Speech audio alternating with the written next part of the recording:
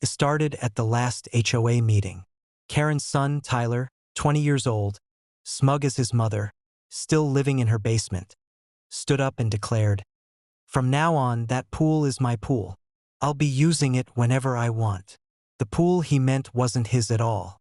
It was the community pool, technically maintained with everyone's dues, though in practice Karen controlled access. She handed out keys like favors, and Tyler strutted around like he owned the place. Nobody wanted to pick a fight, but when he announced he'd be throwing a massive pool party the following weekend, blasting music until midnight, people started grumbling. Still, Karen silenced every objection with her usual HOA bylaws give me authority routine. I decided not to argue. I decided to plan.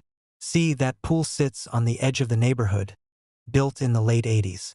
I know the maintenance system better than anyone.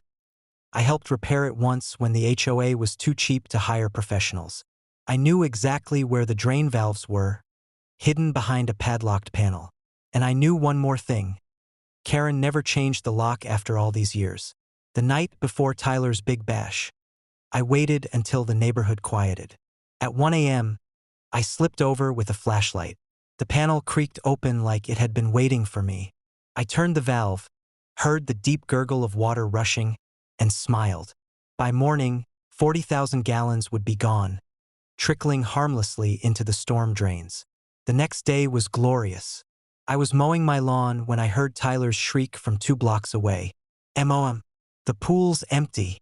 I walked over casually, joining the growing crowd. There it was.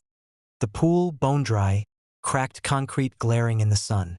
A few sad puddles glistened at the bottom. Streamers and balloons hung limply on the fence, mocking him. Tyler paced along the edge, shouting into his phone.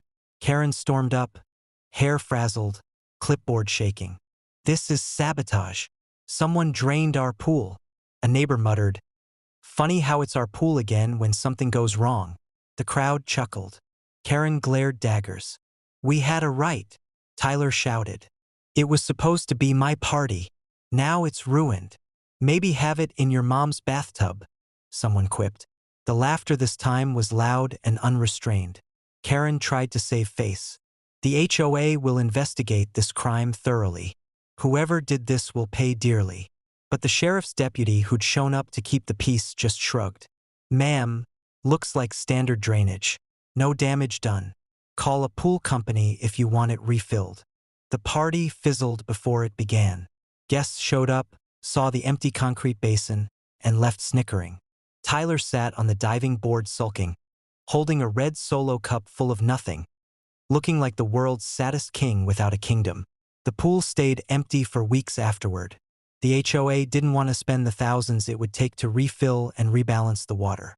Meanwhile, kids splashed happily in sprinklers, neighbors set up slip-and-slides, and life went on just fine without it.